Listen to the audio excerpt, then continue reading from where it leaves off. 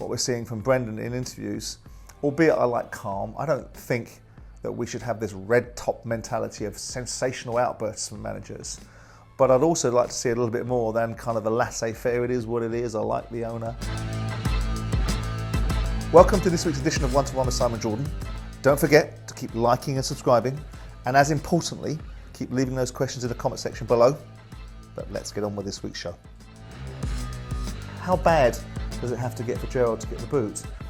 I don't know. I mean, what can you take away from a defeat against Chelsea where you've played against an inspired goalkeeper that's done everything to stop you from scoring? I thought Villa were far better in this game, far more tactically adroit, far more at it, on it and across it than they have been in recent weeks.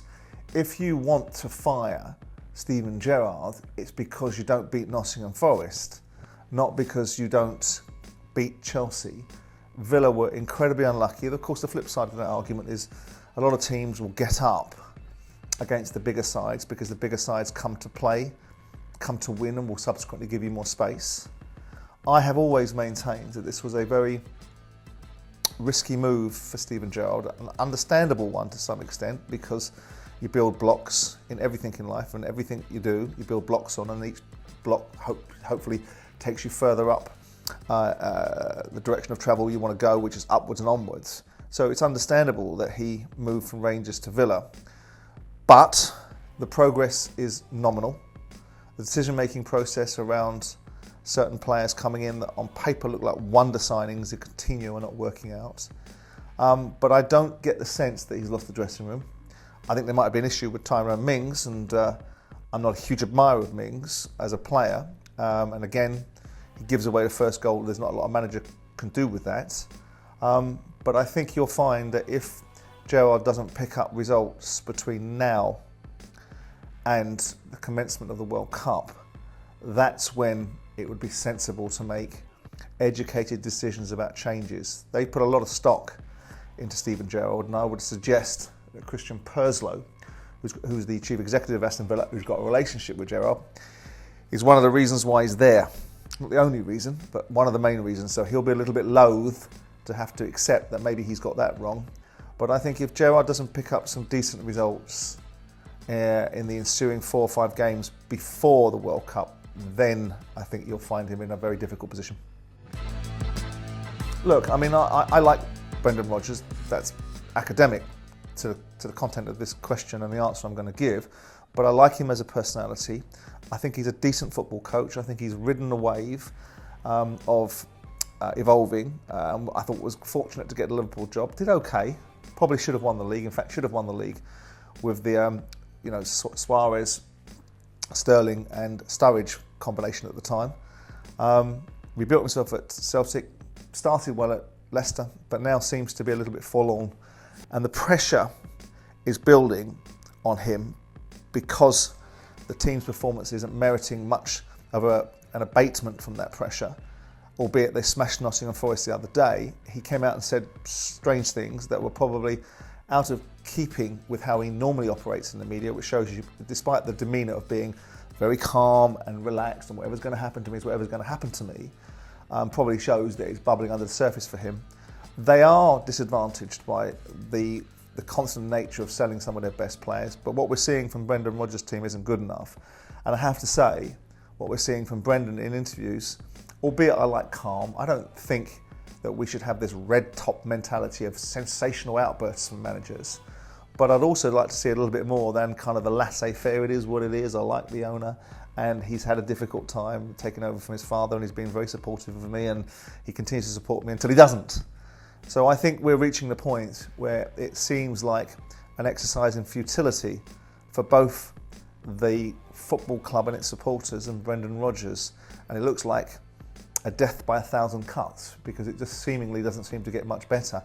But notwithstanding that, Palace are a very decent side. So drawing 0-0 at home with Palace in recent times when they've lost to Palace at home isn't the be-all and end-all and isn't the reason why you sacked Brendan Rodgers. But I just think now it's becalmed in terms of there's not a lot of inspiration coming from the manager. The players seem to be very focused for him. And, you know, you listen to James Maddison the other day, his interview talking about it's their responsibility and the manager's a great guy. But that's what players tend to say.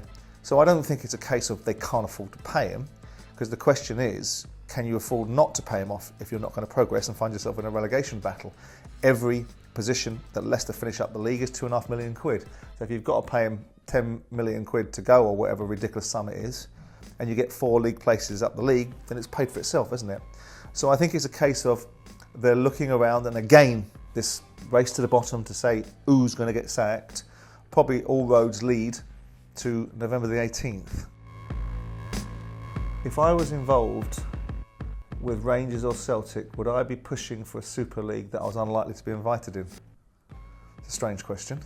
If I was included in it, possibly, because of the opportunities that exist with the framework of finances. As long as meritocracy and fair opportunities for teams to be involved are part of the European Super League, there's bugger all wrong with the European Super League. This frenetic and hysterical reaction to the Super League last time, stoked up by people in the media, was primarily because people didn't understand that probably this was its first incarnation. It was right to squash it, don't get me wrong. It was right to put it in its place. And it was right to show how lily-livered a lot of these football clubs are. When they start something, they don't seem to want to finish it, so what's the point of starting it in the first place? But the European Super League is going to come again. It's going to come in a better guise, and it's going to increase the opportunity for finances in football. And those finances will, of course, end up in the pockets of the players, and that's the reasons why the finances to be increased in the first place. But if I'm Celtic and Rangers, I've taken the first step on the ladder for a long time, because there's been a bit more equitability in the fact that the team that wins the Scottish Premier League can now qualify automatically for the Champions League group stages rather than going for the qualifying rounds. And that's the first step on the ladder. But if I'm invited or considered to be in the European Super League, then of course I would be advocating for it if I was a Celtic or Rangers director or owner, insofar as it maintained the meritocracy and the arguments that have gone previously. But I'm curious to see whether they actually are going to be included in it, because they certainly weren't considered in the first draft. Is Ten Hag getting away with it? Well, Ole Gunnar Solskjaer's reign came to an end on the back of a declining of standards, discipline, focus, expectation.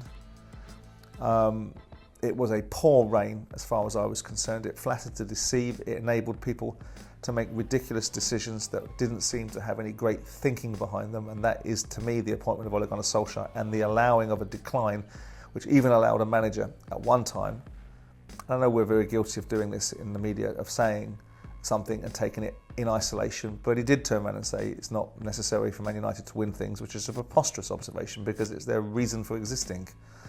Going to the question of Ten Hag, no, I think he's turning things around slowly. I think he's educating players of their responsibility.